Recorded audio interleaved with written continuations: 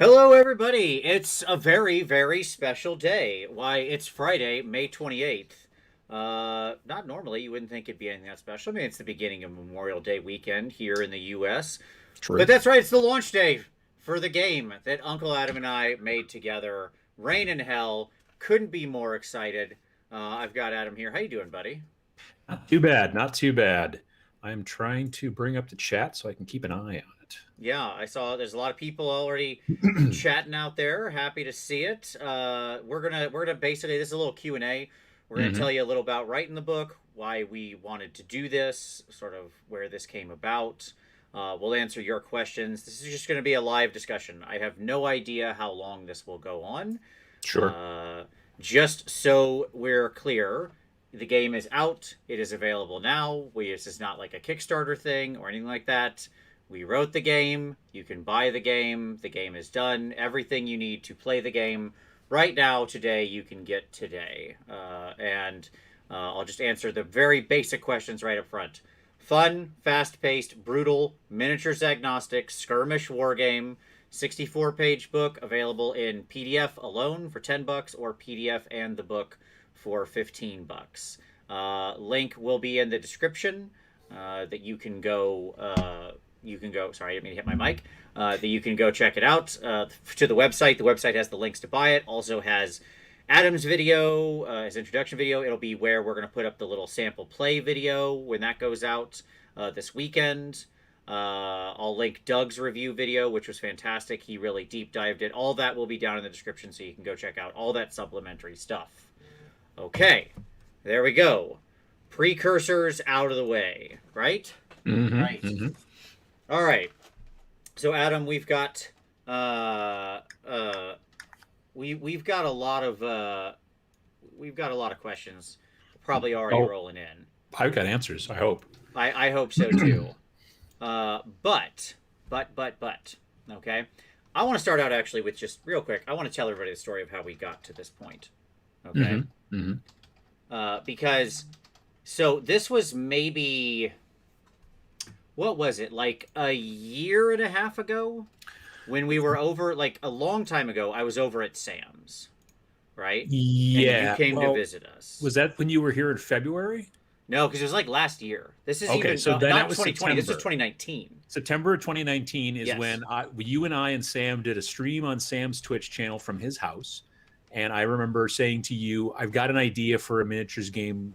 Would you be interested potentially? Right. And then yes, is what you had said. Yeah, and so you just kind of threw the idea at me. You hmm know, demons. It's, fighting in hell seems like a good setting. You had some really cool ideas, and I was like, yeah, okay. And I let it bounce around for a while, and then yes, later than the next year when I came Yeah. back, the Then in beginning of the year. February, you came back and it was just before the pandemic, and you and I and Sam, you and I filmed an interview at my studio. If you've ever watched that video, Sam is in the background. Love that video. I love how few people caught Sam back there with a giant axe. It's great. He's holding this big foam corn axe and then he's got like a hat pulled over his face, and he didn't move for like 20 minutes as we did this entire interview. It's It was spectacular. incredible. He was a Except for statue. the very end, he like moved a little bit. And so Hmm.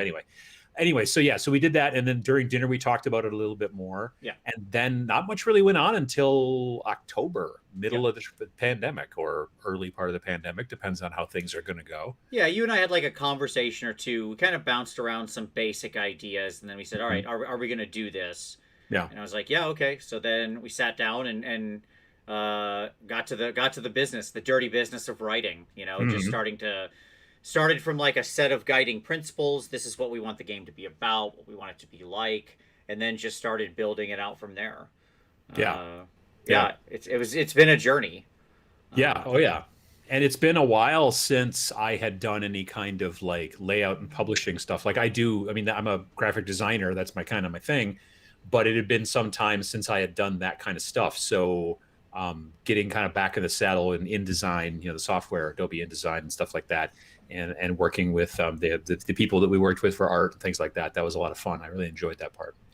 Yeah, and this is so everybody knows. I want to just say something real quick. I want to publicly thank Adam in a big way, and here's why. So this is the seventh game I've written, I think, and uh, and I like writing games. I think I'm pretty good at writing rules at this point. I've been doing it for about 20 years. And but but I have zero skill with layout or InDesign or understanding what makes a photo look good, as you can tell if you've ever seen a picture of my miniatures, or or any of these things, like all the layout, design, graphical elements, presentation, everything. And Adam is so talented at all this. And by the way, that's not for me to say like, oh, I wrote all the rules and Adam had nothing to do with that. That is far from the truth and not at all the case. Like, I might have done maybe more of the physical typing, but this was an extremely collaborative thing. And then when it came time to do all those parts that I normally hate and have to go like hire other people to do, Adam was like, "No, I'm a wizard at this," and I was like, "This is the greatest partnership ever. I'll write a million games with you." Yeah. No, it turned out real well too, because I I had these ideas, but I'm just not necessarily a math brain. I'm not a an analytical or logic brain. Like, there's that meme that goes around.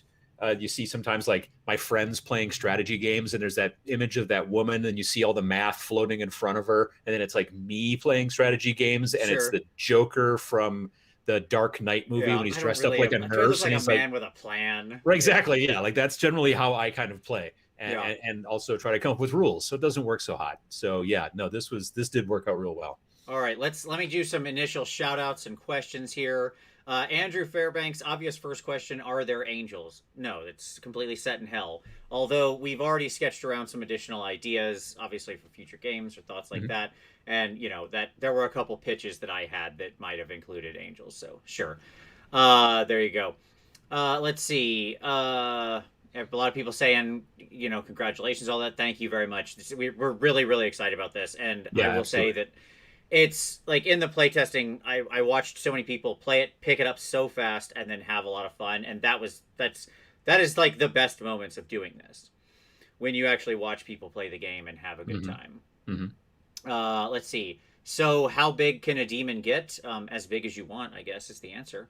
I could go get my giant demon statue. That might be a little too big, but Like in the rules, the devouts can go on up to a 60 millimeter base, right, but again, all these numbers are suggestions. We say next to each one of these suggested base sizes. So right, if you want to go bigger, you can go bigger. The thing that limits you to some degree is very frequently the deployment zone. Like in a lot of the scenarios, the deployment right. zone is like about 6 by 6. So if you've got a bunch of bigger bases, they're not going to fit in there. But then again, you could just make the deployment zones bigger if you want to. I mean, again, Yeah. it's that's the great thing about tabletop games. If you're like, well, I'll just change this, it's fine. Yeah, we tried to set up like a rectangular play space. So the design of the scenario space was pretty intentional. It's basically Mhm. like a war cry or a kill team sized board, since I know a lot of people have those. It's also a pretty easy space to match out. It's a classic rectangle. So it's the Mhm. 22 by 30. But we do talk about how you could use like a 3 by 3 or anything like that. You could just adjust all the measurements accordingly. Like if you boost up the size of the thing, no issue. Just boost up the all the. You can just like think of like when you stretch a picture on your computer, right? Like you can do that, and it's no problem. The game will Yeah. still function just fine. So yeah. Let's see. Uh, Round bases. Someone's asking if it's round or square. Always round. I just always prefer the look of round, frankly. But yeah. that's fine. Although I'll say we did do playtesting actually with square bases. I did do several rounds of playtesting with squares just to make sure it didn't like alter or affect anything in any negative way. Nothing Saw started on zero fire. difference in the way it played. No, surprisingly, no explosions. All right. There All were right. no sudden implosions. The universe didn't invert itself or anything like that. Sounds like Uh, you got lucky. yeah, it was a close one. Exactly. Yeah. Yeah. So yeah, I honestly squares or rounds, as long as they're in that recommended sort of size range, you're not going to notice any difference in the play. Hmm. Are there guns? No, no. There's actually basically no ranged attacking whatsoever. We wanted it to be a very brutal melee Yeah. game. Like these are demons. They're supernaturally powerful, tough, immortal creatures. They've never felt the need to develop firearms, right? Like it wasn't. They didn't need that science. Like it's sort of the Game of Thrones thing. Like if you have dragons, it stunts technological advancement, right? Because And you got yeah. dragons. And we also kind of like we did not like it's not like you're like, oh, if my demon has a sword, then I need stats for the sword, but this demon just uses claws, so I need stats for claws. It's just basically it's a little bit more abstract than that. So if you find a model you like that has a sword, that's still a hand-to-hand style weapon. So it's still fine. If it's an axe, if it's a maul, if it's just claws, if whatever, tentacles, whatever it is, as long as you like the way that that looks, you can kind of go that way, because the game is a little bit more abstract than that. We didn't want to get super, super crazy crunchy and be like, well, this type of sword has a stat like this, and this type has, maybe down the road in a different game, we might do something like that. But for basically this game, we wanted it to be more about the progression across the campaign, system as you kind of play forward, and not so much about like, oh, now I got this new weapon as a relic. Now I have to rebuild my model and repaint it. And then we don't go that direction. Right. What is the average length of a game? Sure. So about 45 minutes, probably. Most of the playtest games I ran were usually about 30 to 45 minutes. So it just depends on, depends on, obviously luck can have some influence in there, or how people play, right? If you have, some players are much more like, they're very thoughtful, sort of pensive or cagey, players. But yeah, the game really kind of, I think, benefits the attacker a little bit more. Obviously, just even in the stats, it makes more sense. But yeah. Dan has said, where's the pre-order selling out immediately by scalpers? Sorry, we just, our method is we'll sell as much as you want to buy. There you go. Right. Yeah. Sean, question: are you guys going to add lists linking to your favorite recommended miniatures for units in the book? So one of the things we do want to do is shout out. So this was a question I got on the YouTube channel as well, and we will do this. We'll shout out like where all the miniatures that we used in the game came from. So we'll make sure that's somewhere like on the site or posted in the socials and stuff, so people can see all those.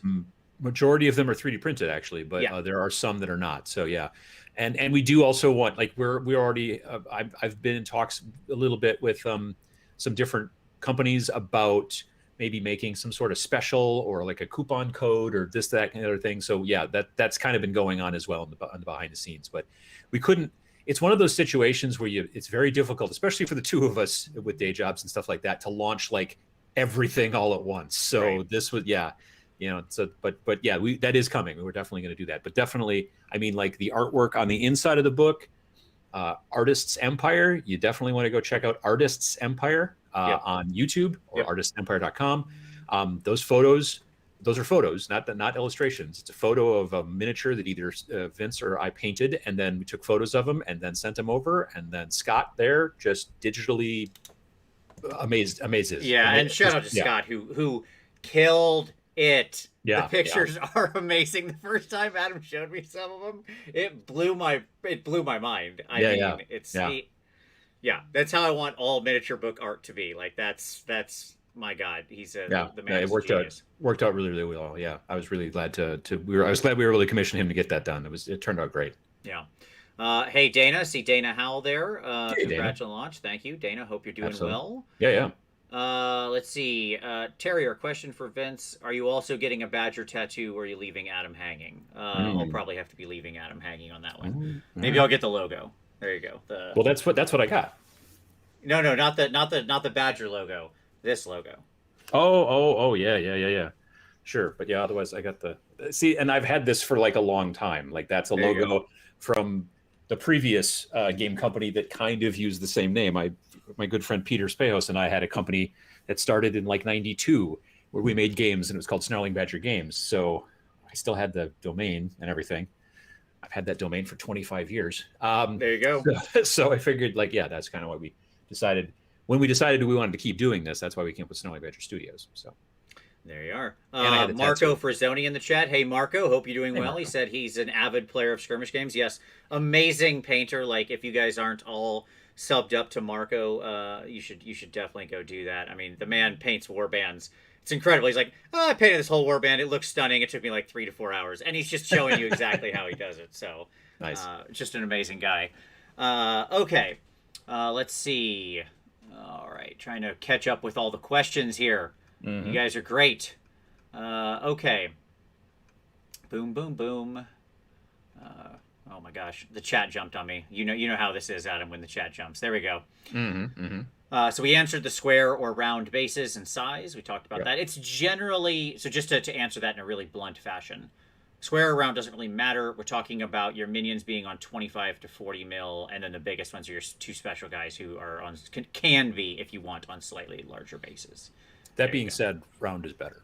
Yeah, I mean, I tend to like round bases Me too. better. Yeah. You do you. Yeah. Adam and I are both round base elitists. There you go. Yeah. Yeah. There you go. Juan Hidalgo, hey buddy, another amazing miniature painter with an awesome channel. Hope you're doing well. Let's see.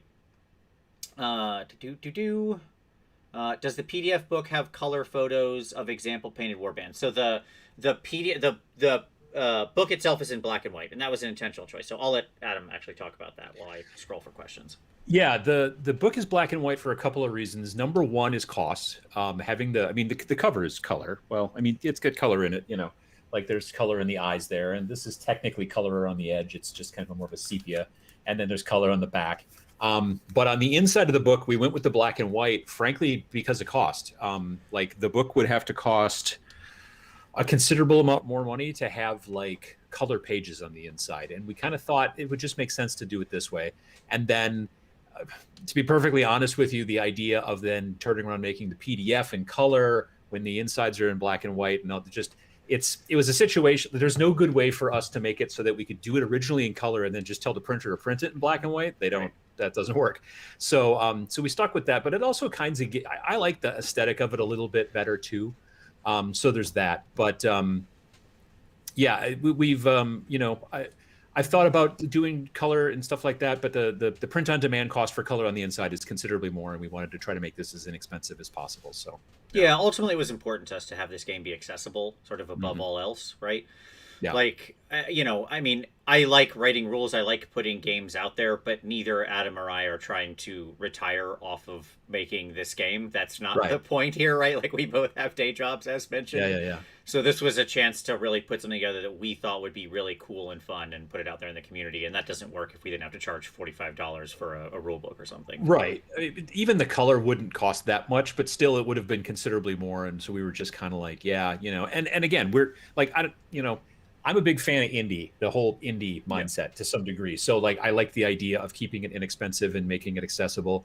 One of the big benefits to doing it print on demand through this particular company is they have a facility both in the UK and in the US. So if you order closer to the UK, like someone in my Twitch chat earlier today said that they were able to get the book, and it was basically the book and the shipping, and it was less than like $20 American. Whereas if it was going to be printed in the United States and then shipped over to the UK, I can tell you from recent experience, it would have been a lot more than that. So yeah, so that's a benefit. But then the PDF is also accessible to people who live, let's say in Asia or, that kind of stuff and whatever.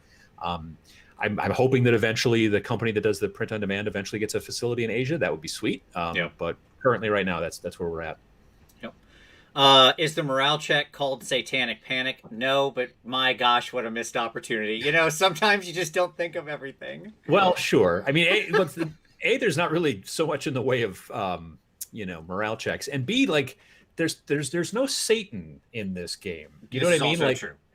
That's the other thing, is because I've had some people ask about like, well, what do you think about, but it's like, this is a different dimension and there's these creatures, but they don't have anything to do with like the Judeo-Christian ideal of all that. So it's just these creatures who have been coming over to Earth and trying to steal our souls and all that kind of stuff through guile and trickery and taking us back through. Like, they can't just like pick us up and drag us back through the portal into hell. They have to basically, you have to do a deal with the yes, that's exactly. Yep. And eventually we figured that out as humans, and through some information that's in the book, and then we stopped it. And now the demons are basically stuck with no bosses, no mom and dad. Everyone's, and they're stuck. And so now that's why all the fighting. So there you go. Are the rules watertight, completely unambiguous, and with no room for interpretation?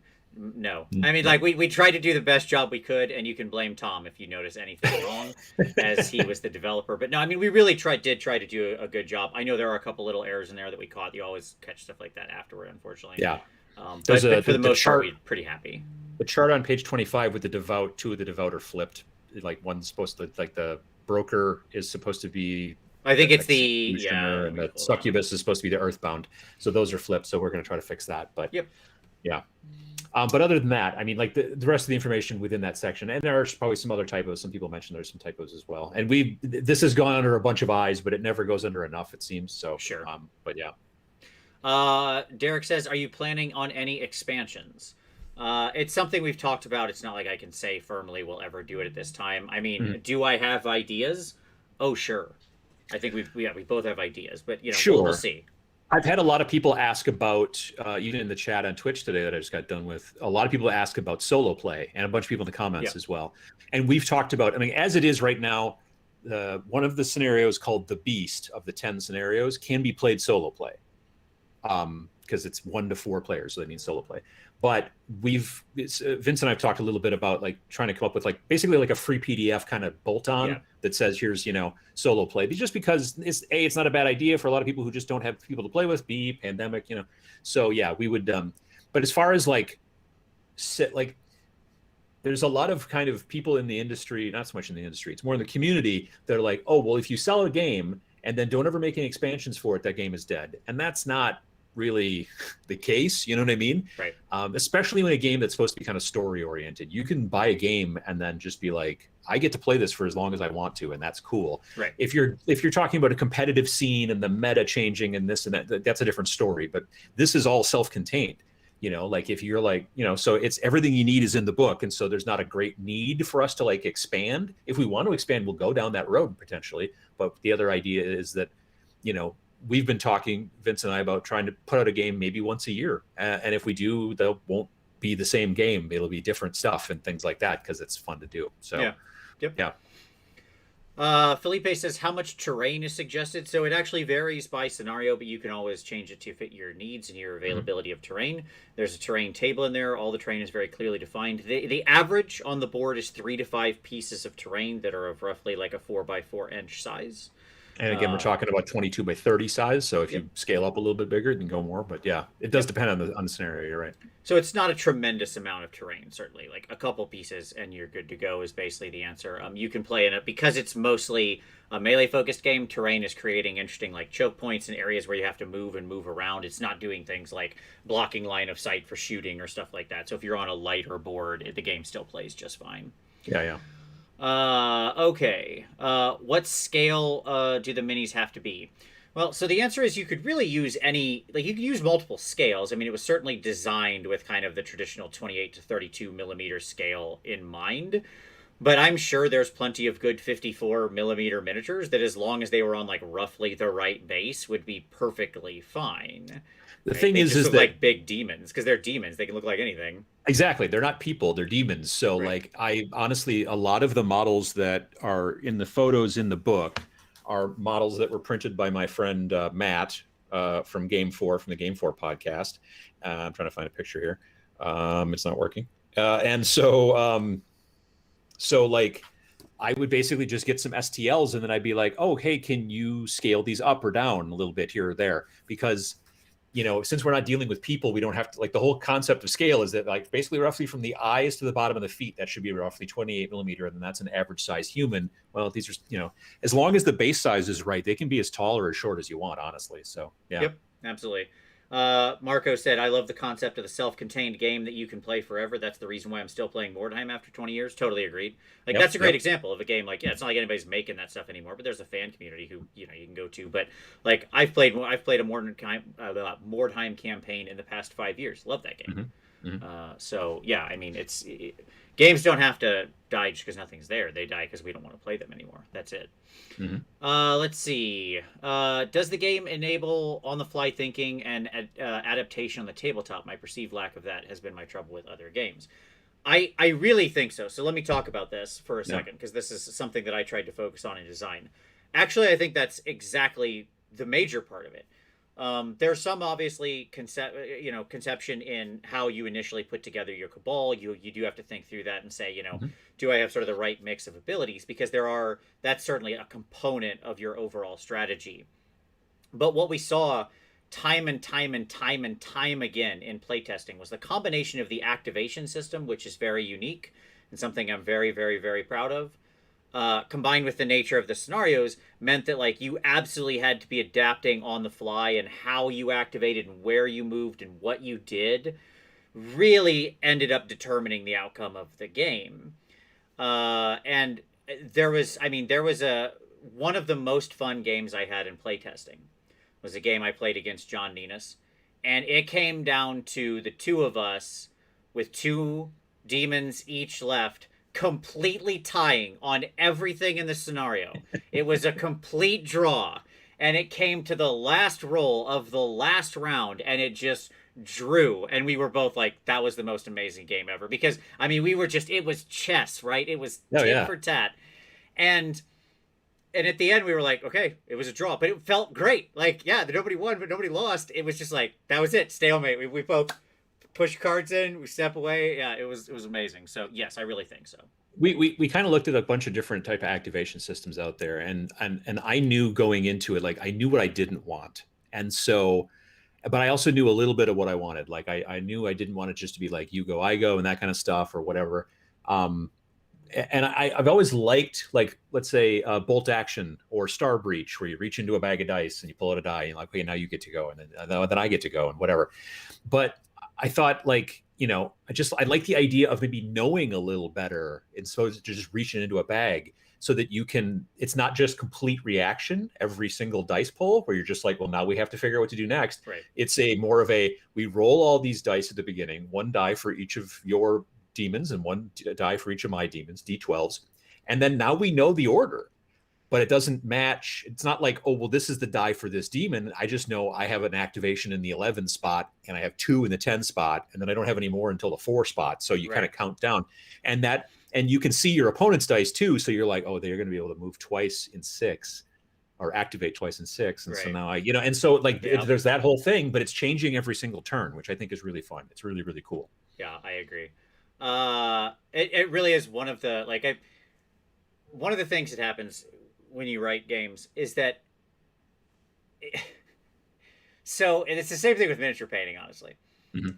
There'll be this one little thing you're really proud of. So for all of you who are watching, if you've ever painted a miniature and you had like some little part of the miniature that you painted, you're like, ooh, I nailed that. Right? Like, that was the thing. Like, I love how that backpack looks, or that scroll, or that sword, or whatever. Just like, and maybe other people who look at it don't even notice, but it's for you.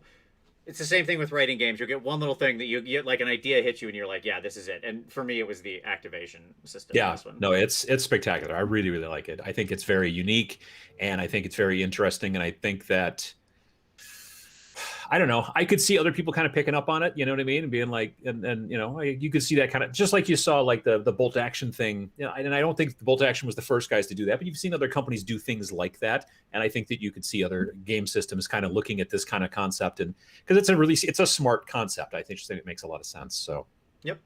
So lots of questions about expansions. We already touched on that a little. So obviously, the answer is we don't know. We want to write more things in the future? Yes. Oh yeah, absolutely. The number one thing that I think we talked about is doing a PDF for solo play or something. So we'll see what that looks like based on time. Somebody asked, how does the terrain interact with the game? The answer is in either a heavy way or a light way, depending on how you want it to work. So all terrain there are different types of terrain. So things like ruins or magical shrines or stuff like that. Crags, yeah. And pools, yes. And those have like basic terrain effects based on the nature of the thing, how it's functional. What is it, right? Okay, it's a set of ruins, so it acts like this. It's like, it's a physical wall. It blocks movement, and blocks movement. Yeah, like the stuff that would just be the logical rules that would flow from it. And then on top of it, there are sets of optional rules you can choose to allocate to the terrain when you set up the board. And if you do so, then those can have quite large effects where the terrain becomes very dangerous, can cause a lot of damage to your demons, especially if that's in areas where the objectives are. So which was often how we would do it. Since it's a skirmish game with a small amount of minis on relatively small bases, you can just put the objectives on the terrain, which makes it fun, especially if that terrain is potentially kicking up damage back at the demon. So you're trying to hold the objective and your demon is dying and you're like, oh God, what's going to happen? So the answer is in sort of a lot of different ways and as much as you want. We tried to really make it so the terrain, even if you were setting up a board that's mostly ruins or something like that every time, it would still feel very different. Because like under ruins, you have the ability to take standard ruins, bog standard ruins, but then you also have haunted ruins and crumbling ruins, and they both have different things going on. And it's the same with like shrines and swamps and stuff like that. So yeah, I like that, because if you just want to play a real quick game and I'm just going to teach you and we're just going to learn, we can just use all the bog standard stuff. But if you want to start making things a little bit more interesting, you can start to tweak things. as well. I see the noob painter asked why D12s. The barbarian die. Did you feel that they're underutilized in gaming? The D12 for the activation is just because we knew that the max size for the cabals was 10. So if we would have done 10 siders, it's just slightly more likely that you would have gotten more doubles. Whereas with 12, it's slightly less likely that you get more doubles in theory. So yeah, that's why we went with the 12 because of the 10 max cabal size in the game.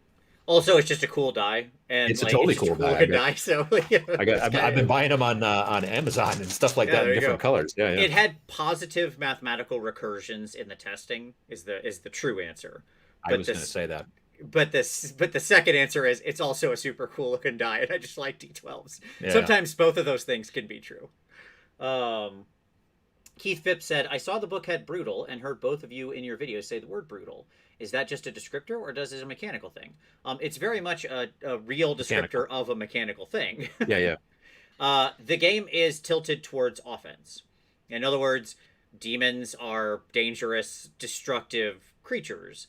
And to capture both the thematic element of that, right? What it is to be in hell, a dangerous place.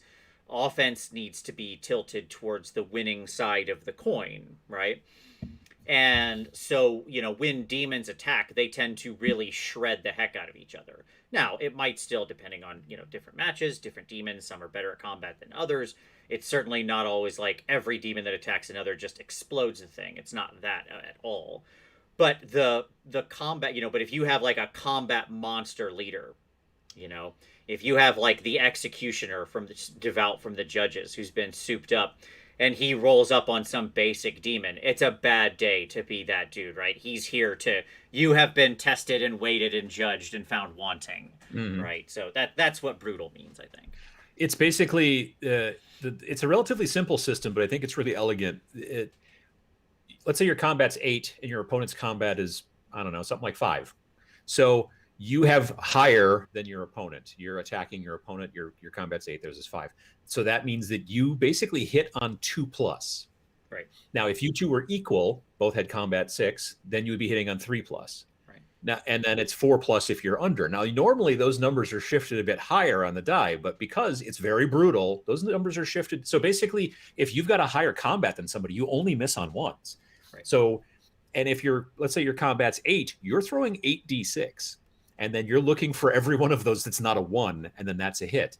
Your opponent, on the other hand, at a 5 for their combat, they only save damage on 6s. Right. So, and then they throw 5 dice, and, so there you go. So, let's say maybe at the end of that, somehow you lucked out as the defender and you only took 3 or 4 damage. Well, you might only have 7 life, Right. So that's things are going to croak quick. That's the idea. That's part of the brutal things. It's not a war of attrition where you're just slowly fighting and hopefully, it's slap fight between the Tau and the guard over on the corner of the board someplace. It's stuff goes. So yeah. Yep. Dave says, has someone asked if they will be showing a demo game? Stay tuned to Adam's channel this weekend. Adam's going to have a little demo of basically a little playthrough of a turn, so you can see kind of the rules in action. I'll let you it's going to be a minute while I hunt. Kind of like an animated, a little bit of a thing where you'll see here's some dice and here's how many demons. It's just it's not going to be an actual like bat rep. It's not even going to be on a tabletop. It's going to be more explaining kind of like what I just did about how the combat works, how movement works. But it's not going to be filmed. It's just going to be a little bit more animated-y kind of thing. So I'm working on that this weekend. The script is basically written.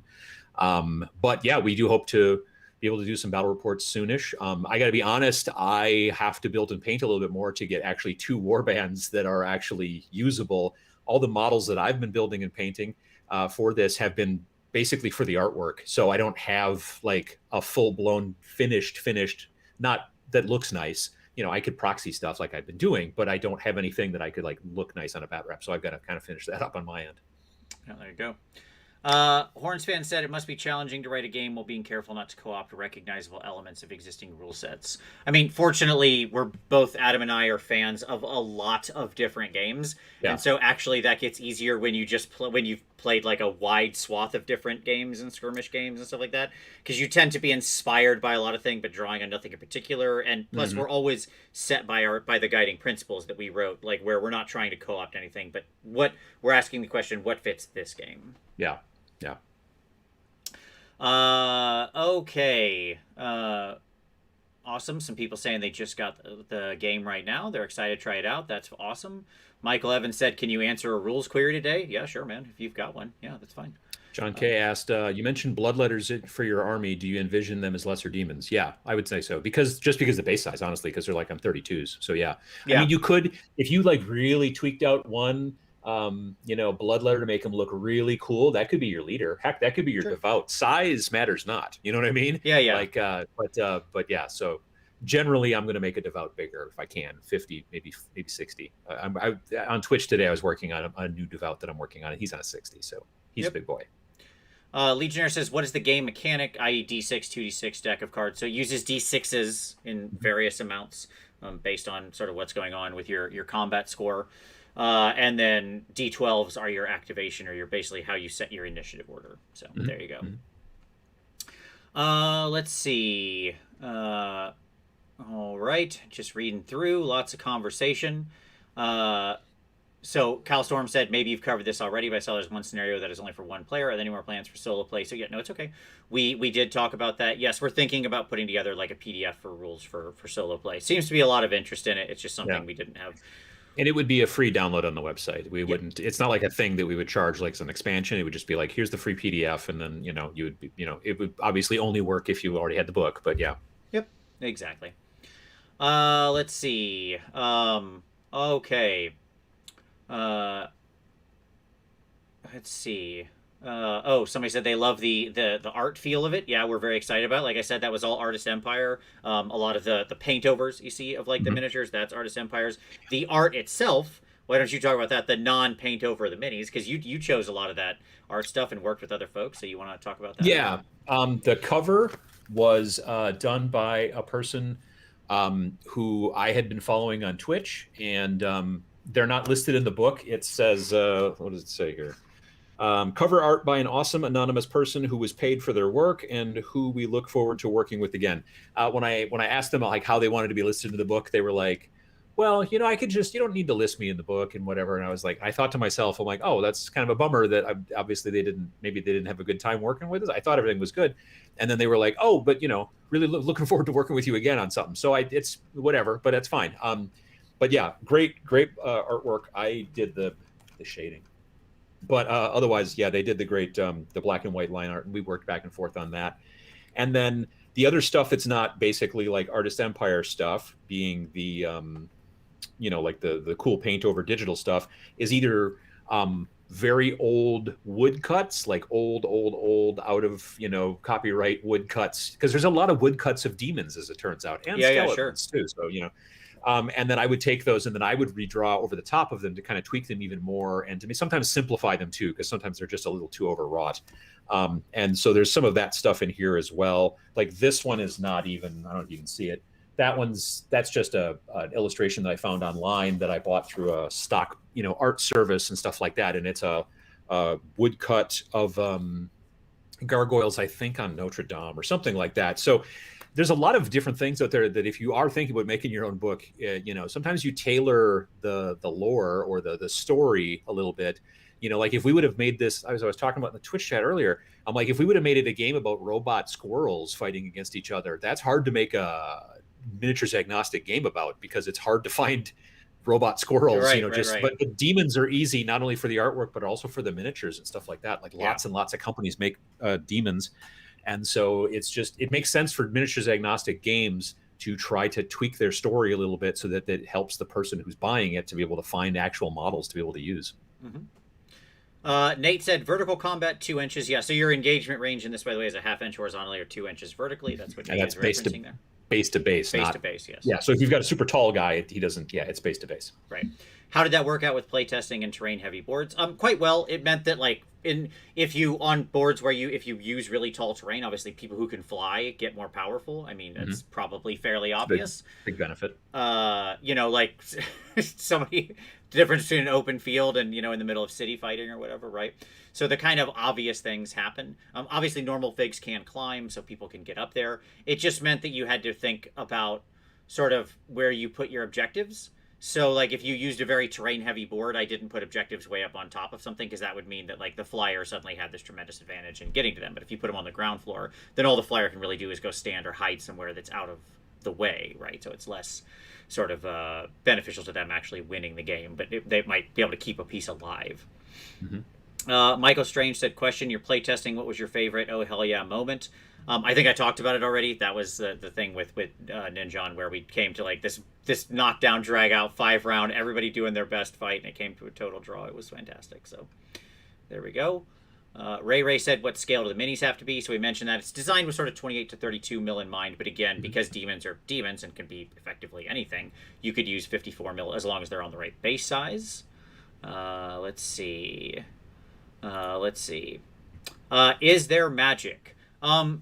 If you mean like, are there demons who cast spells or something like that? The answer is no. But it is a magical world, right? Because it's this dimension is magically infused. So that's represented through the power of the souls that they collect Mm-hmm. when they kill. One of the big so the whole backstory of this is about the souls, right? That demons were trying to get souls from Earth, and so they had to lure humans here and would collect these souls. And that is their currency, their power, their essence. And literally, like, essences are just shards of souls, pieces of souls of powerful individuals from the past that they can shove into themselves and then gain power with. It basically integrate into their own being. Relics are quote unquote like magical type things that have been imbued with soul essence or used to take so many souls that they sort of gained, an almost sentience or a presence on their own. That kind of thing. But there's no like I cast fireball, if that's what you're Right. asking. No. Yep. Alexander said he found the typo on page 25. Yep. The execution and the succubus are switched around. Yep. We found it Yep. too, sadly, today. Haywo said, how big is the table to play? So yeah, it's 22 by 30 is the default game size, but we do talk about how you can use other sizes. We can update the PDF version pretty easily. It takes a bit longer to update the print version, because what we have to do to update the print version is we have to send a new file, and then they have to actually print a proof and mail it to us. Right. And then we have to look at it and say, okay.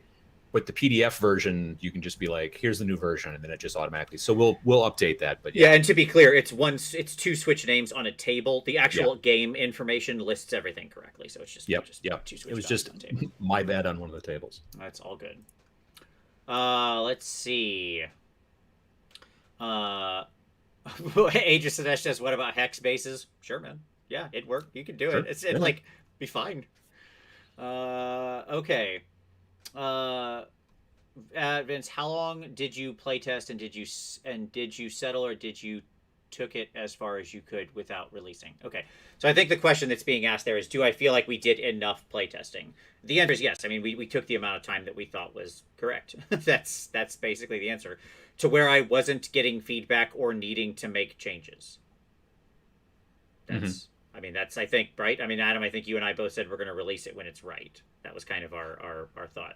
Yeah, because we weren't really looking for, like, it wasn't obviously currently where we're at right now. It's not like we were like, we got to get it done in time for Gen Con, or we got to get it done, for Adepticon. It was like, we're going to get it done when we get it done. And I mean, initially our kind of, we kicked around the idea that maybe it was going to be done late April, but we, extended things out to some degree. To make sure that we got it done the way it needed to be done. And honestly, as all things, we could have easily expanded and gone further. We could have gone and been like, oh yeah, let's make it go out to, but the downside to that, the only thing that we could have done more, it wasn't so much even the game. And I'm not saying the game's perfect, but like if we would have had more time, we just would have spent more time to like get like a gameplay video ready to go, on launch weekend, which is more important than I had thought, but that's what we'll definitely do in the future. But and the website, like it's pretty good, but there's little things here and there that I was still tweaking last night till about 1 a.m. But it's one of those situations where it's in software, because I kind of work in software. It's what's called the MVP. It's the most viable product. So is it viable? Like these are the things. Like you have all these different ideas, and then you have to get it to a point where you're like, if we do all of those, we'll never launch. So we're going to have to figure out which parts we can still launch with. And so yeah, that's kind of how it worked out so far. Yep. Eduardo says, "Could I use some Iron Jaws miniatures for this game?" Yeah, sure, man. I'm quite like again.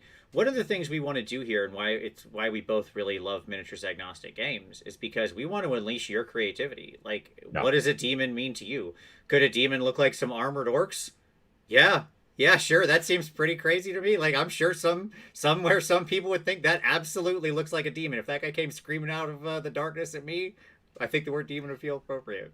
And different cultures look at demons different ways. Right. Like here in the West, we're usually thinking red and pointy tails and horns. But if you go to like, Asia, the concept of demons is very different. And so yeah, that gives you the ability to do, it gives you the ability. Obviously, you can always play with whatever you want. You could be like this, Coke Zero can is my devout. Great, that's fine. But when you want to start to get creative and have a good time with the modeling and the painting to build your cabal, you're not just like, well, demons are pointy and red, and you can do kind of whatever you want and go down that road. Maybe do some research and check out what they think demons look like in India or in I don't know, wherever, all kinds of different places. Yep. Archon says, "Do we have options like range, melee, magic, different types of each?" So really, this game is very melee focused. So the it's about melee combat, and we wanted to. The reason for that is not only because thematically, like I said, it's about the demons and this brutal up close combat. Like that is certainly thematically there. But at the same time, by restricting our field of vision down to having it focused on this melee element, the Mm-hmm. downside of that is that you do get this very tactical movement oriented game, right? When you have to go over to the guy to punch the guy and put yourself in some amount of danger to do that, the game becomes this much more fluid experience where how you're adapting, who you're choosing to activate, and what you're doing moment to moment in the game really matters a lot toward achieving, victory. And so that was part of what we wanted to do, was really, really, really narrow the focus. It was one of our actual guiding principles that I think we set down originally, was like, this should be a melee focused experience, really, that provides for that kind of back and forth gameplay. Mm-hmm. Jason A asked, "What do you see as a weakness of the game, or something that you think that won't be for everyone?" I think that for some folks, the miniature agnostic thing is a sticking point. I think there are folks out there that are, and which is fine. They're just like, I like to know that when I play this game, this is the line of miniatures that I should use, Right. and that's fine. And I think that maybe with some folks, the fact that there's not maybe the range element to it as much, I think that some people might be off put a little bit by that, because they're like, well, I normally play a shooty army. They play Right. Tau in 40K or whatever, that kind of stuff. And so this doesn't really do that. So I could see that being an issue. But that's more, honestly, if anything, I think it's more flavor, opinion, not even opinion, like what you like a little bit more than anything. So yeah. Yep. Yeah, I agree. I think that's, yeah, well said. Mark Scott. So I know that the game is miniatures agnostic, but is there a good model line or model maker that you could recommend, preferably not GW, for players on a budget? Well, I mean, I like, so Mantic makes some abyssal stuff that's very cool and I think would work out well. And Mantic is budget friendly. Mhm. Some of the models that I used in the game are from Frostgrave. Yeah. They're I used them as armored demons, but they are the Frostgrave demons that are relatively new. I think they came out this year. I don't know if you can kind of see those guys there, but yeah, if you look at those there, those are also, you get like 20 models for, I don't know, less than $30 maybe, I think. And they're multi-part, so you can kind of build them however you want and do all kinds of cool stuff with them. We want to, I definitely want to do some call outs and some stuff like that. And I don't know whether it's going to, something we put on the website or whether it's going to be social posts or something, maybe a blog post on the website, and then we'll link it to, Twitter and all those different places. But I do want to like say, here's a bunch of places. Like if you don't have a 3D printer or don't have a friend with a 3D printer, if you do, 3D printing is also your friend in the situation. Yeah, people like Archvillain Games, and there's a lot of them like on My Yeah. Mini Factory. My There's Mini so Factory many is great. amazing because you can just type in demon and put Yeah. chow. Yeah. So yeah, that's really cool. But if you don't have access to that stuff, there are still plenty of things out there that you can find, and I'd like to make some call outs to that as well. So yeah. Gekillian says, "Is there an option for the book to be A5 format size?" I don't think so. I think it's just a standard this size. Yeah, it is it is 8.5 by 11 is the size of the PDF. So I don't know A5 that well. I know what you mean when you say A5. I just don't know what size A5 is in my perception. You know what I mean? Like I know there's like A4 paper, A5 paper. I don't know what those different things are, unfortunately. So generally, when you are printing a PDF, if you want to go down that road to print it, you can get there's usually some sort of scaling that can be done. But then if the aspect ratio changes, there may be some, like extra space on the sides or the top or something like that. But yeah, I don't. Basically, us having to reformat it to go down that road, especially since we were designing it to go to print in this fashion. Like Right. we started by making it look like this, and then we took this and then had to tweak it to be the PDF, but we didn't want to have to redo everything just to make it fit into a PDF. So the PDF is the same size, but that's, I guess, the best answer I got on that. Yep. Age of Slanesh, would it be fitting to use Nighthaunt minis? Same as what I said to the last one. Yeah, man, absolutely. Like weird, spooky torture ghosts sounds like it fits fine to me, right? Sure. Like, Yeah, absolutely. yeah. Uh, let's see. Can I buy the PDF and soft cover without making an account? No, I do think you have to, because we go through War Games Vault. You do have to have an account for them. I don't think they have a checkout as like a guest option or anything. I don't think they do. No. Yeah. And we work with them because facilitating through them has worked out really, really well. I mean, they take a percentage. They take like a 30%, kind of like, your iTunes and your other, but like the big benefit of doing it this way is then like, if you lose your laptop, you download the PDF and you're having a great time with it, you lose your Right. laptop, it falls into the ocean. I don't know, whatever. Sure. Yeah. Then you just log back in and you can download a copy again on your new laptop. If it was just us having to mail out all of these, we looked at certain different ways to try to make it work through the hosting company that we're using for the website and all that kind of stuff. And we found some workarounds that were not, like it was like okay, if we take this piece of software and link it to Shopify and then link that to Squarespace and do this and this and this, the reviews say that it works 60% of the time. So I'm like, well, that's not exactly what we're looking for. So that's why we ended up going with these guys. But yeah. Daniel says the perfect excuse for creature caster demons. That's another great shout out. Oh, yeah. I used a lot of creature caster demons. Some of them show up in the Artist Empire paintovers, as a matter of fact, in the book.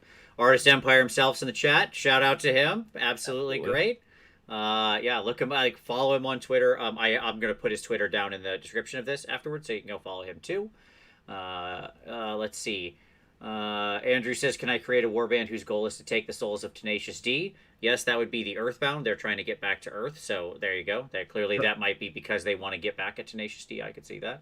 Someone mentioned in the Twitch chat earlier today that I was doing when I was painting that they're like there's got to be an STL out there somewhere of Dave Grohl dressed as Satan from Tenacious D movie, and I'm like, so there should be. If there's not, there should be. Yeah, absolutely. Right. Michael Evans said, how come you have to charge within 1 inch, but you can't actually hit them unless you're within a half an inch?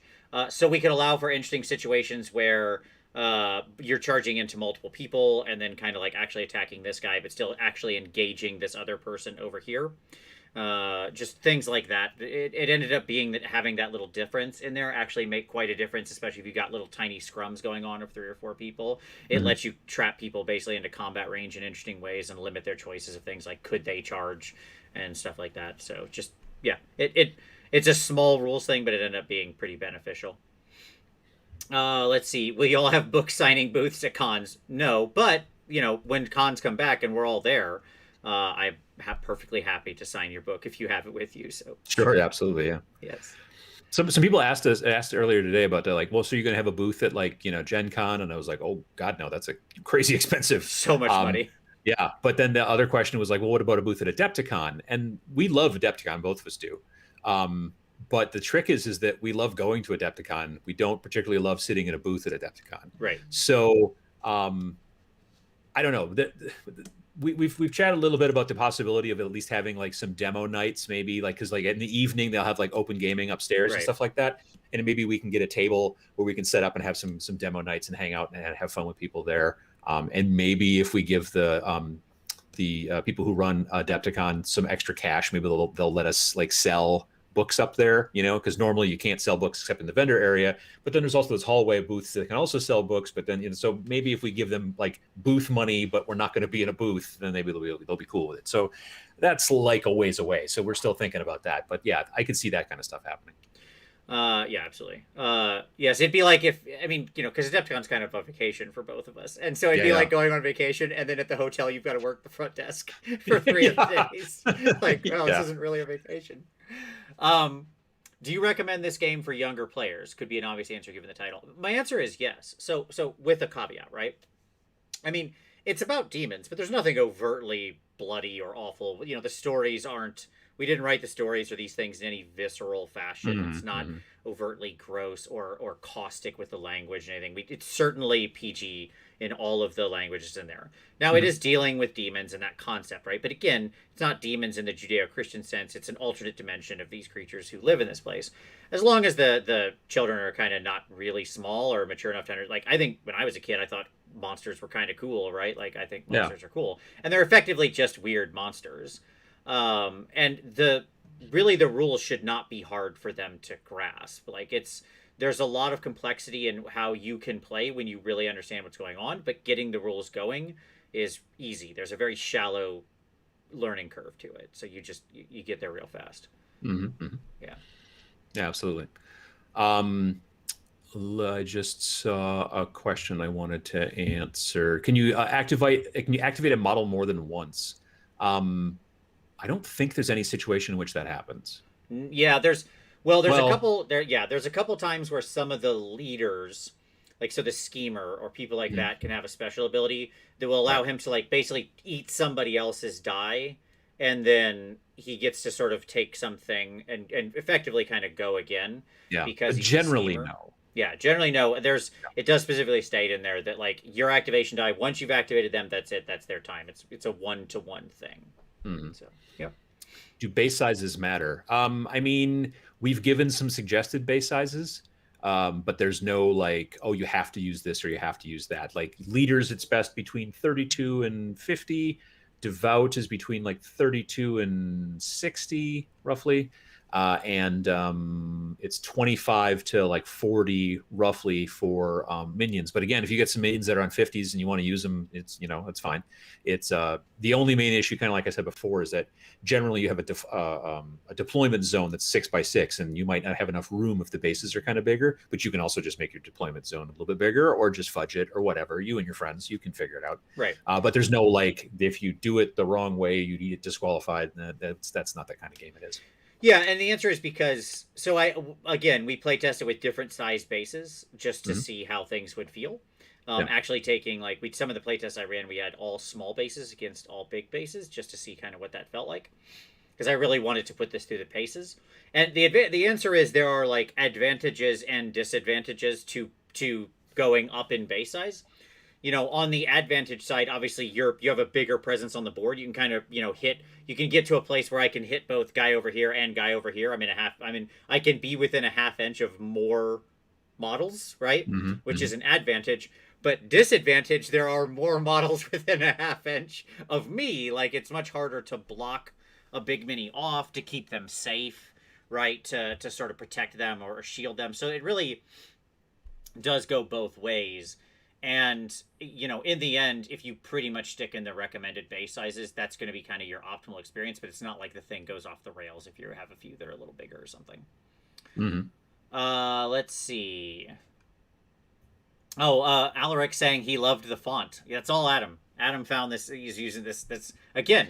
He's great at this. It was beautiful. He showed me that So font the first time. It was like, yes, this is fantastic. yeah, like honestly, in the earlier part of development, when Vince was like chewing on rules, and kind of we would iterate because we would meet once a week and chat back and forth and texts and stuff like that. But he would be kind of like chewing on different sections and sort of working, and then that kind of stuff.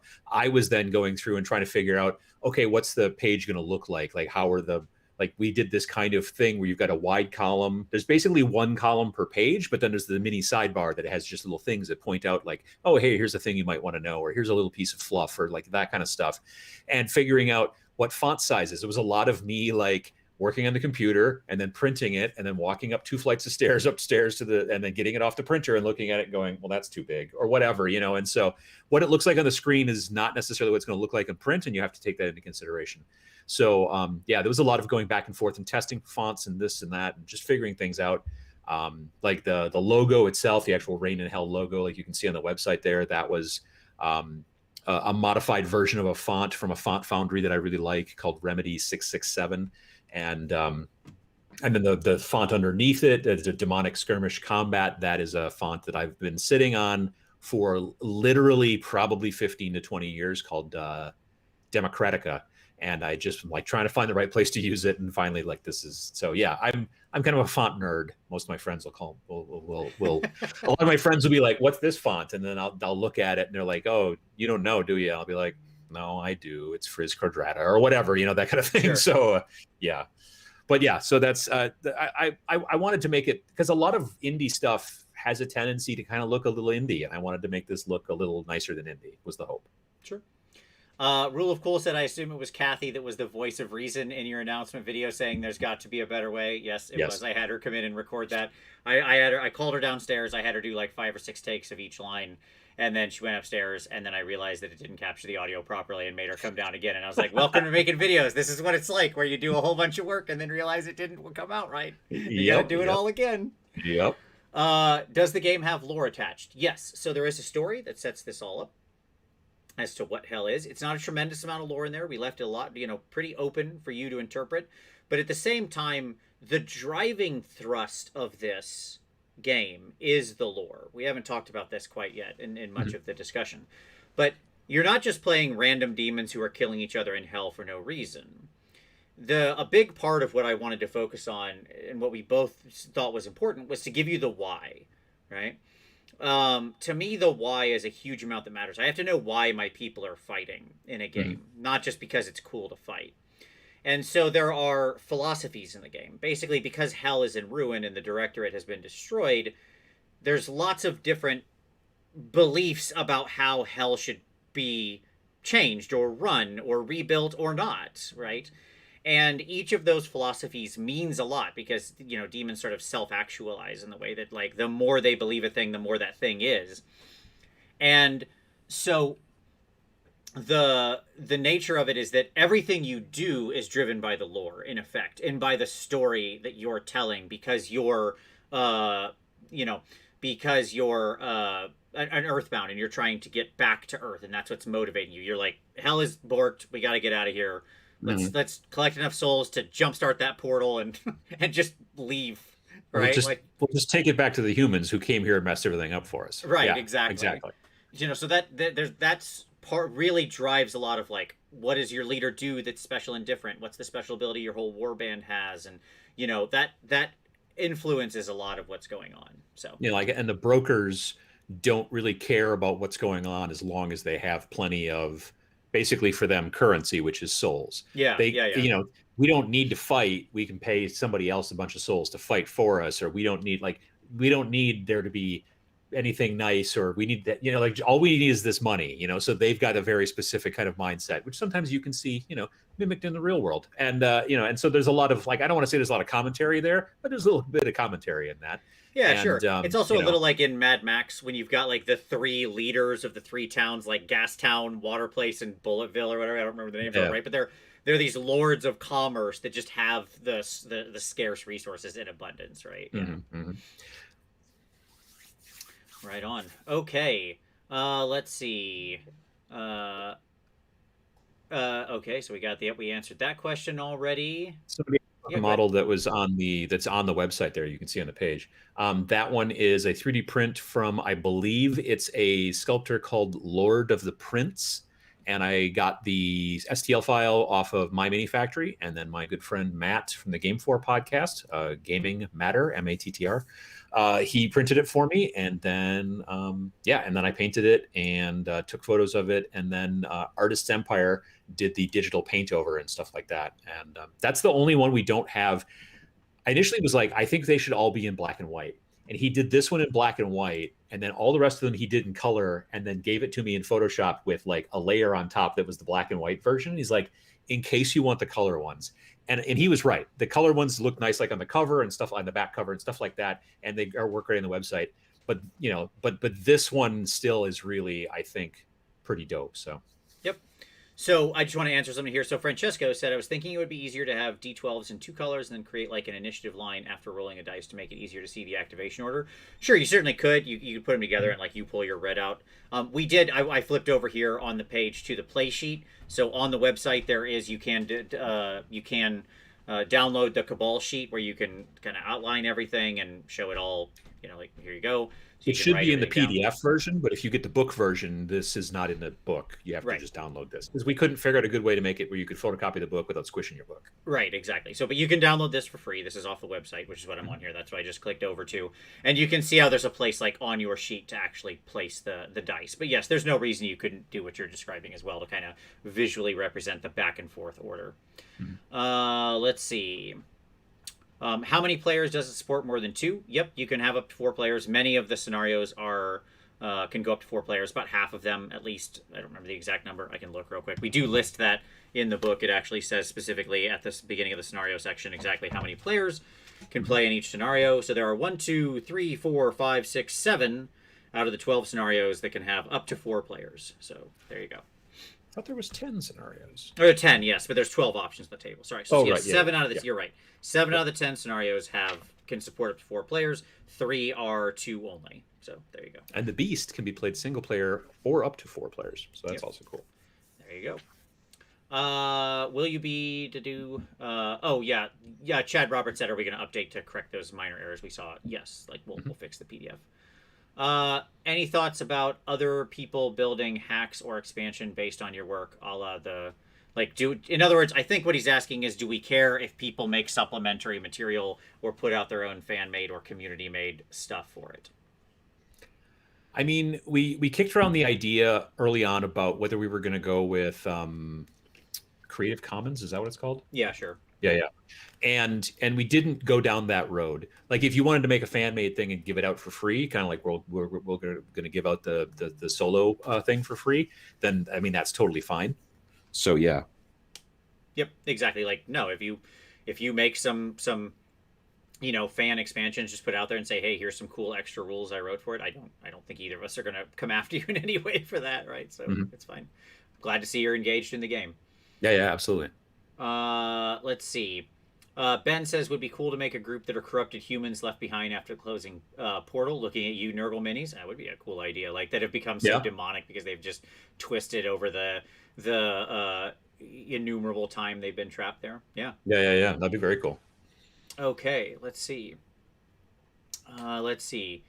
Do you think Rain and Hell would make for a good gateway game? Adam, this is your specialty. You want to talk about that for a second? Um, I think that because the rules are um, elegantly designed, and I'm going to say that again, I think that it's not that hard to teach somebody. It's not what I would think of as a gateway game, and I'll explain why. Like gateway games, very frequently, a gateway game is something that's kind of between a board game and a miniatures game, or sometimes between a RPG and a miniatures game, and in my mind, the idea is to hopefully get people who are maybe into board games to kind of start thinking more and more about miniatures, right? So you have to sort of meet in the middle. If you're familiar with Warhammer Underworld, Shadespire, Beastgrave, yada yada, those are like very much of a as a board gamer, you can look at that and go, "Oh, okay, yeah, I get that." Like there's it's a hex grid, which is a little weird, but yeah, you get it. And there's cards, I understand, deck building, all that kind of stuff. Um, so we don't really like the fact that it is just this. I think is maybe not. It's probably the part that's least a gateway game of it because just me given here's a book. Like there's no cards, there's no tokens, there's no like little extra bits and spinners and all the other junk that you put into board games. So that was maybe unkind, but you know what I mean. Like I don't know that I think it's an easy game to teach. One of my favorite games to teach people who've never played miniatures before is a game called Song of Blades and Heroes, made by Ganesha Games, and the reason that I teach it at conventions very frequently is because like people who've literally never played a miniature game can come up and I can teach them and they can be playing in about 5 minutes. It's very simple, but yet still a very elegant system about how you like activate. You roll either 1, 2, or 3 d6s, and if you ever roll, like if your success is like a 3 up, well, if you roll 2 failures in a single roll, your turn is done and it goes on to your opponent. but you can't roll 2 failures if you only roll 1 die. But then if you roll only, so you're kind of pushing your luck. If you roll all 3, you might very possibly roll 2 failures in one turn, and then your turn's done. But if you only roll 1, you can't roll 2 mistakes, but all that kind of stuff. So it's a very elegant system that you can teach very quickly. I think this system has got a lot of that as well.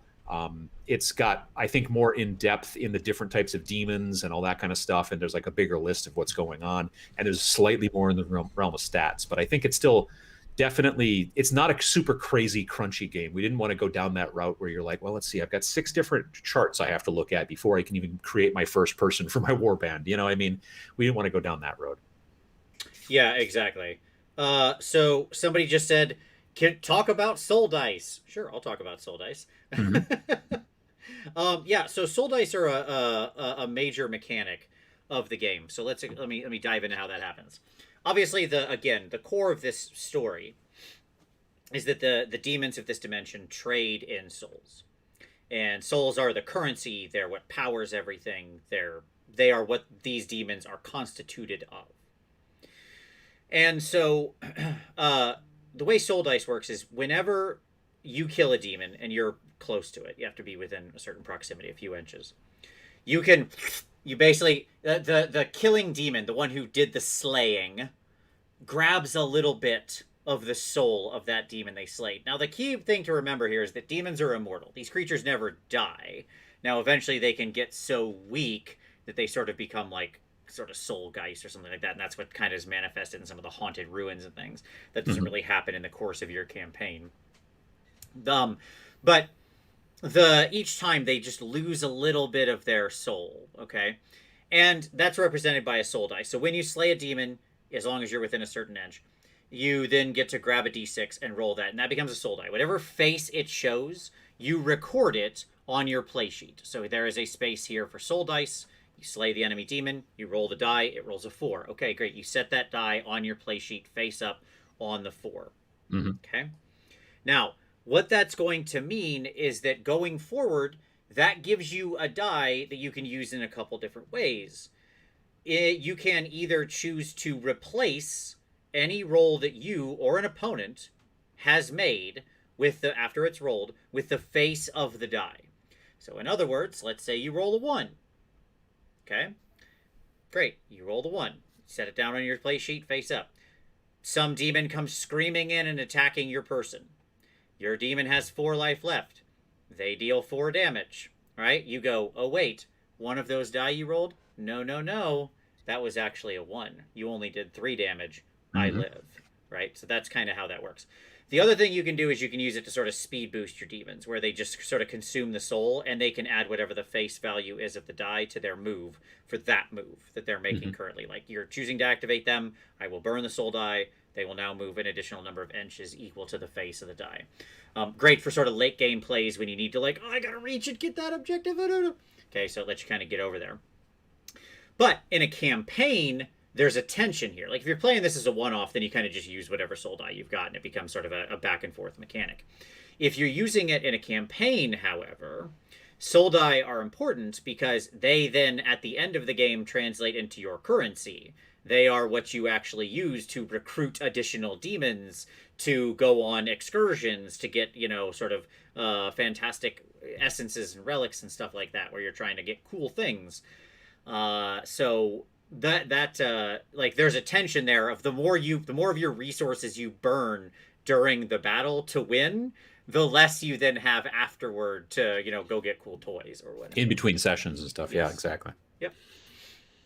Yeah, Okay. and Okay. it's a cool. Yeah, I like the system a lot. And the other thing that's also important to understand too is that you don't have to kill opponents. Like, if you need another soul die, and Yes, you've got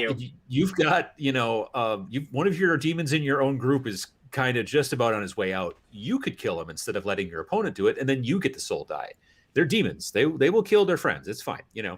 And so yeah, that was also a major thing that I kind of wanted in the game too. Is I wanted the ability of the demons to be able to be just like, well, you're gonna die there, Bob. But it's not going to be the opponents that are going to do it. I'm going to take care of it. But your death will not be in vain. Exactly. I actually had a game where this came up.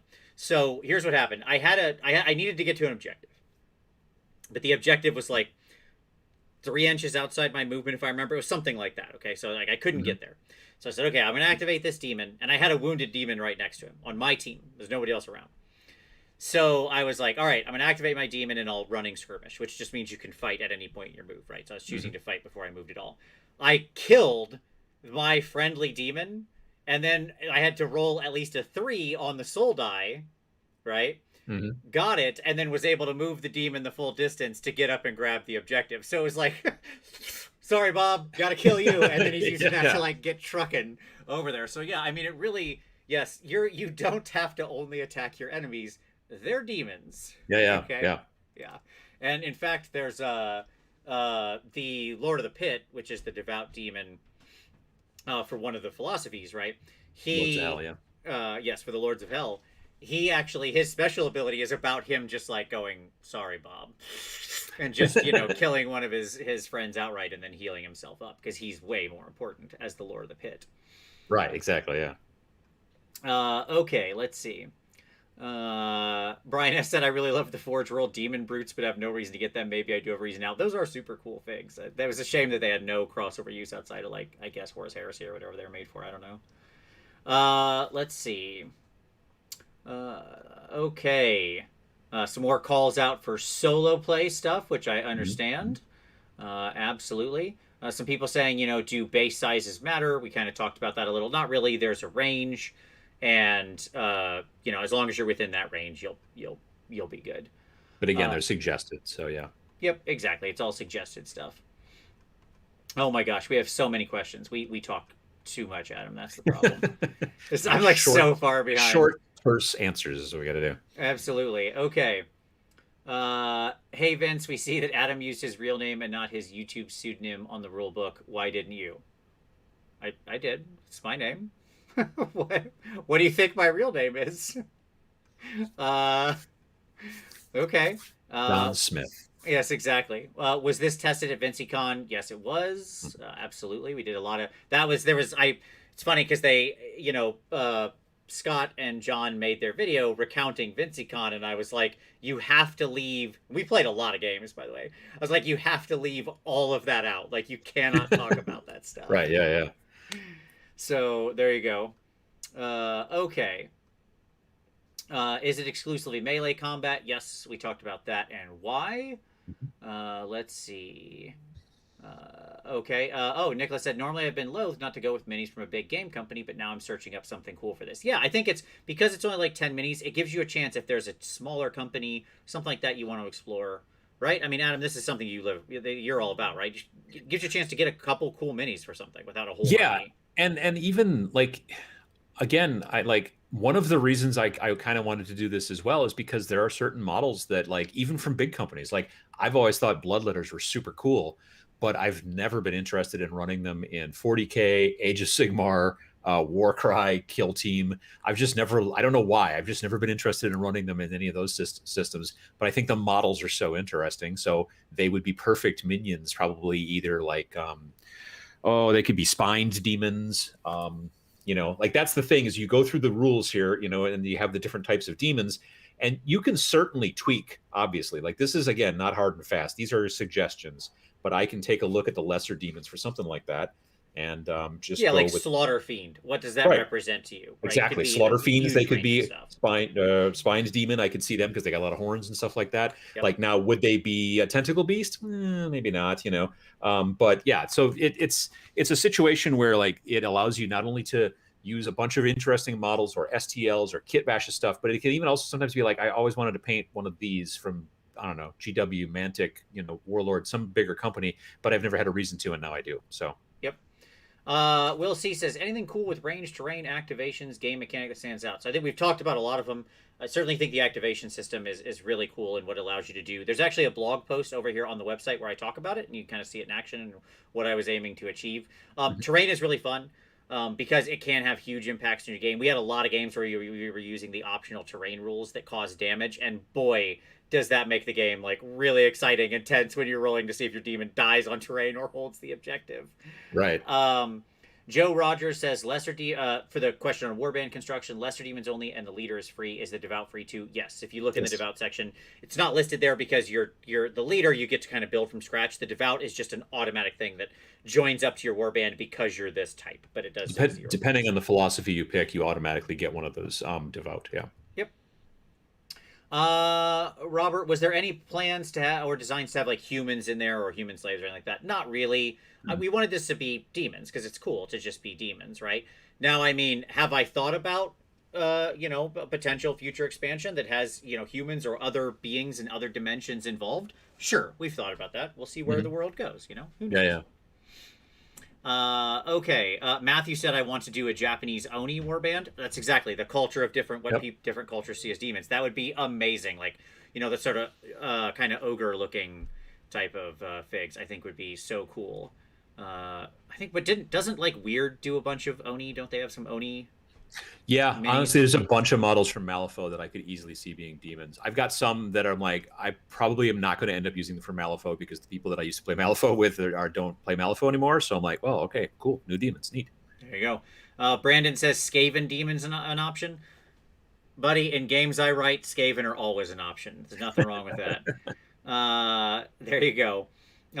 Sean said, until I get some dedicated demons for rain, I'm going to use my possessed Chaos Space Marines. I mean, that sounds awesome to me. Yep. Yep. Yep, armored demons, slaughter fiends. That all Yeah. sounds like dead on to me. Hmm. Okay. In fact, we used there was some testing I did when we were like one of the games I mentioned where we were using bigger bases. I had some people using Blight Kings as a stand-in, right, as some Hmm. of their as some of their different demons. So yeah, I think Yeah. that works just fine. Uh, okay, let's see. Uh, I'm planning on using the Nolzur's Diva as my leader. Got the Total Fallen Angel vibes. That sounds awesome. I love that. Uh, David said, "Very cool to do a live chat for the launch, but I only needed to know you guys made that to order." Well, thank you. That's super awesome of you to say. Absolutely. Was there any thought of going the Kickstarter route? What would have been the upsides, downsides? My answer is no. But Adam, do you want to talk about that while I hunt for more questions? Yeah, no, I honestly I made kind of a joke in the video that I did on that went live this morning about like and I talked about the game and what it was, and then I'm like and then Vince and I are like super excited to bring it to Kickstarter, and then I was like, no, I'm kidding, it's done now. The reason for that is I'm not anti Kickstarter, certainly by any stretch of the imagination. I get annoyed sometimes when huge companies do a Kickstarter when I don't think they need to. Um, but whatever. The issue is that to some degree, I can't tell you how many times I've been like walked up to a booth at Gen Con and they're like, okay, let me tell you about this game. And they're like, tell you about the game. And you're like, wow, that's super cool. How much? And I'm like, all right, so we're going to be coming out in Kickstarter in 6 months. And then you're just like, come on, man, I like want it now. Like that's so it was a situation of, we wanted to not make you wait, you know, and also the only thing we could have really done on it with Kickstarter is we could have, I guess, prepaid for the artwork. I mean, because everything else we basically did all the heavy lifting, and it gets print on demand, so it's not like we wanted to like get a whole bunch of them printed and then sit on them and then have to ship them out manually. That's the whole point of working with print on demand companies. I mean, we could have, I guess, done a lot of artwork, like a zillion pieces of artwork or something like that, maybe. But it was a situation where this being our first game working together, we wanted to keep it kind of I don't want to say simple, but we wanted to keep the workflow kind of simple and stuff like that. The only other thing is if we did decide to maybe try to get some sculptors to work to make some STLs, I don't know, but that's the whole idea of keeping it a little pretty indie and trying to keep it simple, I think, is really the important thing, and that's why the Kickstarter thing didn't really come into mind. I've also never done one. I know Vince has done a couple. I've never done one, so I wouldn't even know which direction to go in at first with that stuff these days. So it seemed simpler to just produce it and release it. Yeah, and my basic answer is I wanted to stay sane, and running a Kickstarter is one of the most exhausting and difficult things you will ever do in your entire life. It's meant to allow, like, it was created to allow small press and smaller companies to succeed, but Mhm. because of the nature of the big boys flooding in there and raising the bar so high on what a Kickstarter demands and what you have to Yeah. gen for it and create, like, it's just insane the amount of work that running a Kickstarter is. It's just, my honest answer is, unless you're trying to fund a big product, like if we were trying to make a mini line or something, it's just Yeah. worth it. Now, if you're trying to make a mini line, that's where I can still see going to Kickstarter. That makes perfect sense to me because then you need that funding because you have to do. There's so much stuff you have to pay for with that to bring miniatures to market, right? But Yeah. fortunately, weren't doing that. Softball question: what is one thing in game design you were both sure had to be in the game? Adam, if you got a thought.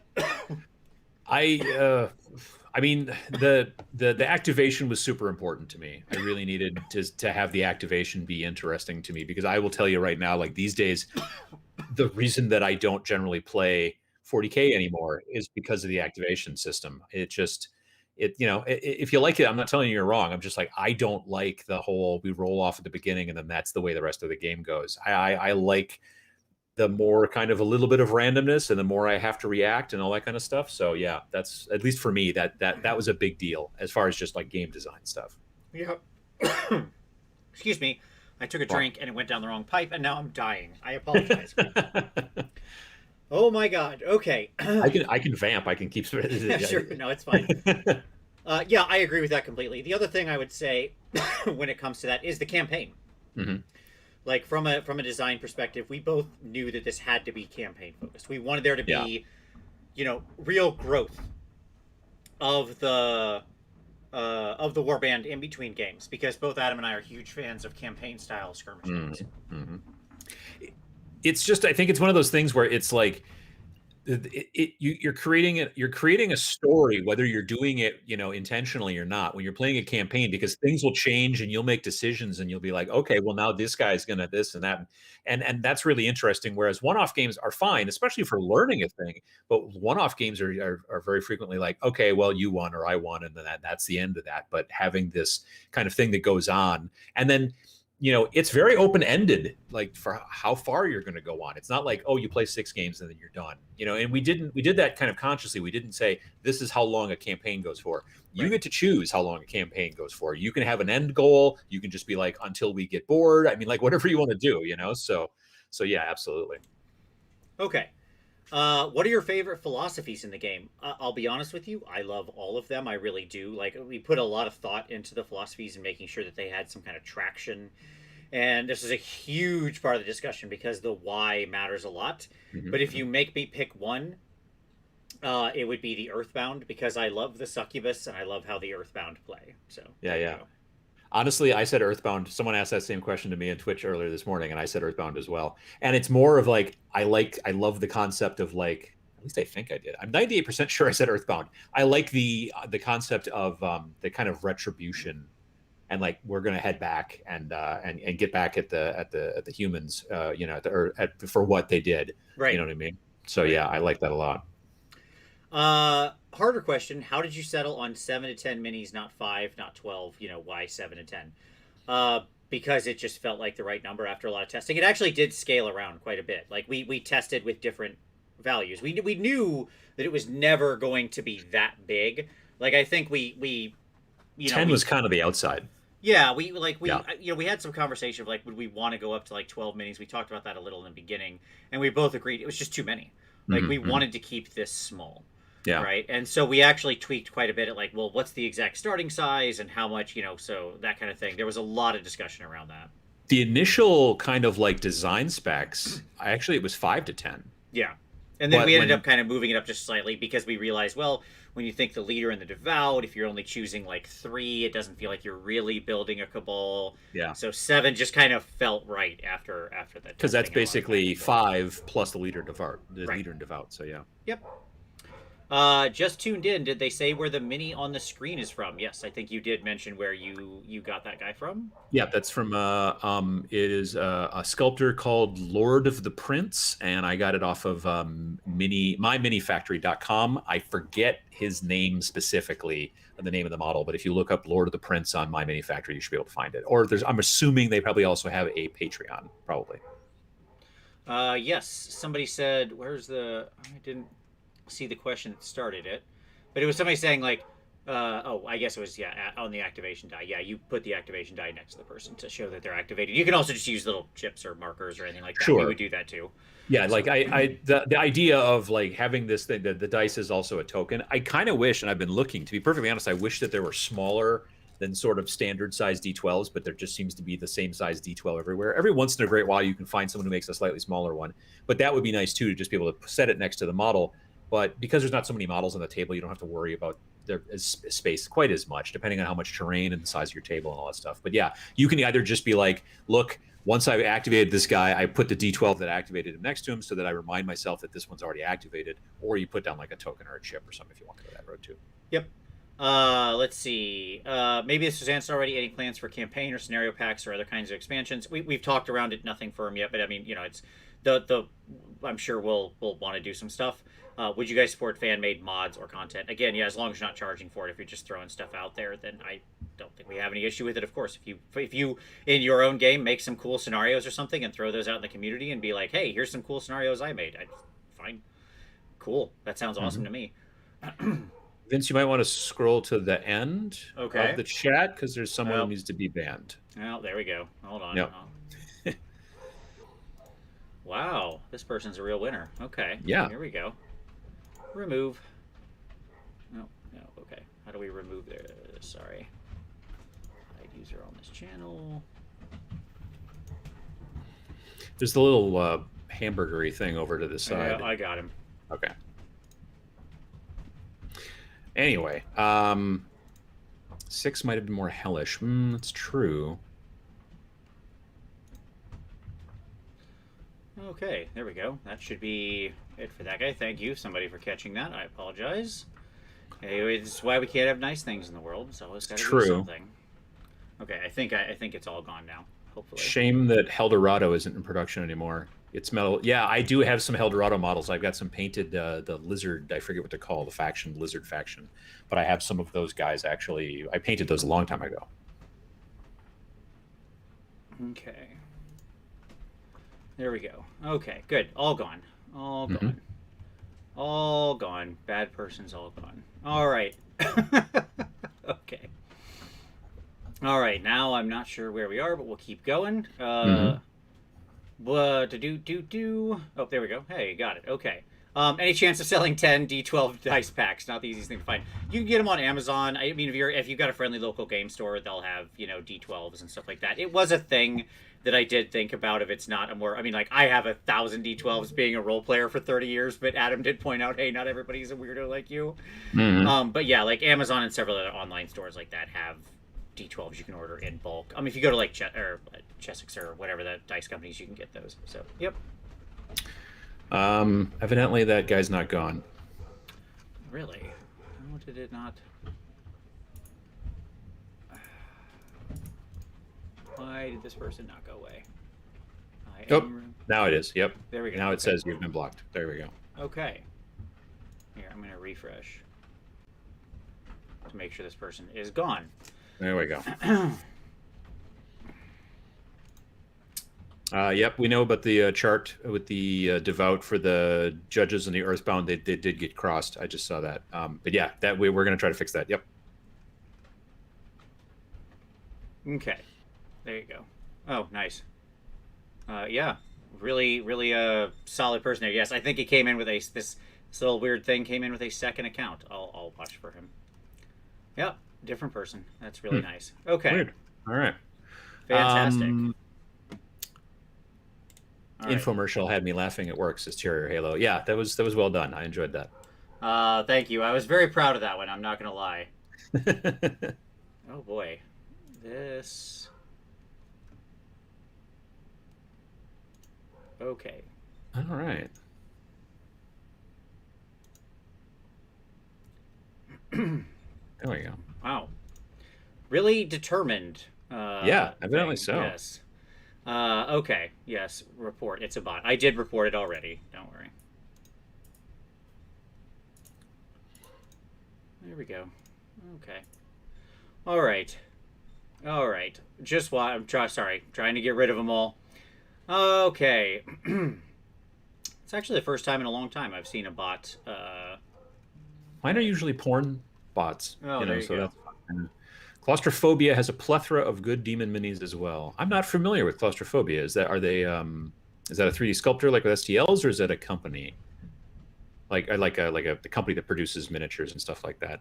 I've been trying to figure out Like I really enjoy using stuff, not so much for our game because it doesn't. I don't know if there's anything that fits yet, but I want to take a look. But Anvil Industry, I've been getting a lot of stuff from them for like Zona Alpha and stuff like that because I like those types of games as well. And so, but I don't know if they have anything that was going to be demon oriented. So I want to take a look at that. Yep. Okay. So I'm sorry I lost some of your all of your chats. I'm trying to scroll back to it while at the same time watch for this very annoying bot that is horrible. Okay. Let's see. Scrolling back up. He's doing it again. Claustrophobia was the board game implementation of Hell Dorado. Oh, okay. All right. Gotcha. All right, let's see here. Will you guys film a bat rep for the new game if you haven't answered this question already? We do want to do something like that. There's going to be, like I said, hopefully this weekend I'm going to be able to produce kind of a short video that's going to be like, this is how activation works, this is how combat works, this, that kind of stuff. But as far as a full-blown bat rep, that's going to take a little bit longer because, like I said earlier, we're going to have to come up with well, at the very least, I got to come up with a couple of war bands of like actual complete stuff and not just stuff that I painted for the game or for the pictures and stuff. So there's that. And I don't know, I think Sam and I are hopefully going to be able to get together soon as well. I think he's got both of his vaccination shots now, and I do. So we'll be looking forward to that. So yeah, that should be very cool. Yes, indeed. Okay. So I don't see this little bot coming back. So hopefully I have killed it dead. But I'll watch. We will see. Yeah. And if necessary, yes, I'll find somebody and make them a mod. That's fine. I didn't think I would need a mod for this, but hey, there we go. Well, it is the internet, Indeed. Zero says, just how big do you imagine these demons getting? Is the devout like a bloodthirster or one of those chunks? No, it doesn't have to be. Again, size doesn't equate to power. I mean, Adam, you talked about that a little earlier, right? Mm-hmm. Yeah, it's going to be a situation of one of those, basically you've got a 60 millimeter base is about the max size you want to go for a devout. So like a bloodthirster would not fit on a 60 millimeter base, I don't think. So yeah, it's like those are, if you want to go that big, you can certainly, but understand that it's also going to take up a lot of your deployment zone. It's going to take up, it's that kind of thing. So yeah. Yep. All right.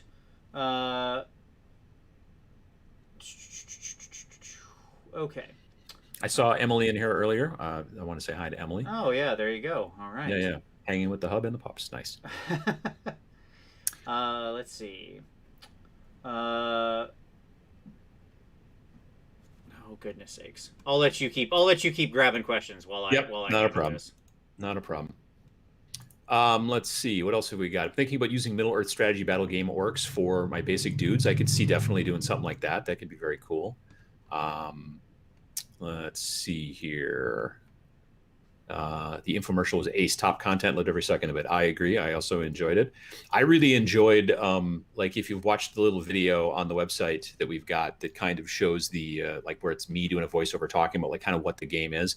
I did a shot, early on in the video, there's this shot where I've got this fancy lens. It's called a probe lens, and it kind of backs away, and that's how you see all these miniatures and stuff. And it was super fun. So I don't know. I don't know. It was a lot of fun to do that shot and to kind of film that sort of stuff. And it's a different kind of aesthetic that I'm used to in my own videos, just a little bit more kind of metal and that kind of stuff. So nothing above 60 millimeter is good for the game. Again, like I said, it's a suggestion. That's where we're saying that the max size is about 60 millimeter. If you want to go with something huge, you can. It's more likely that you're just going to kind of run out of space a bit, but you could certainly do it. So there's that. Can you have mounted demons? I mean, you could certainly have a demon on a mount, but it's not going to act any different. There's no specific mounts in the game mechanically as far as rules and stuff like that. So yeah, that doesn't seem to be something that we didn't really look at mounts, but if you wanted to put something together, you could totally do that. So yeah. All right. Real good time there. Okay. Yeah. This is good. So I think maybe it's a good idea to end. I think that's what's going on. I think that we can maybe do some more of this stuff. We're getting a whole bunch of them all of a sudden. I don't know what happened. It's a good time. But yeah, it's It is what it is. Indeed. Well, bots ruin things and all of that, and that's fine. We will. I hope everybody found this helpful. And there you go. We've That's a lot of questions. Obviously, if you've got more, drop them down in the comments there. Hmm. I will, and that way we can get to them. I will be answering all comments throughout the day, and make sure that everybody gets taken care of. Yeah, So there we absolutely, go. absolutely. Very good. And we're gonna talk again maybe this upcoming week. Yes. Yep. If you want to know more, this Wednesday, Adam is going to be on Warhammer Weekly, and it's going to be a little Rain and Hell Weekly diversion. So, come check that out. We'll be talking about that. And sorry, everybody, for the bot spam. I will figure out how to solve this for the future. Hmm. And I've never run into it that bad before. So there you go. I hope everybody had a good time. Thank you, Adam, very much. As it is, you're all amazing. You're all wonderful. I hope we answered all your questions. Like I said, if I didn't, drop them down in the comments. We'll get them answered. Okay? All the links are down there. Check them out. Hope you enjoy the game.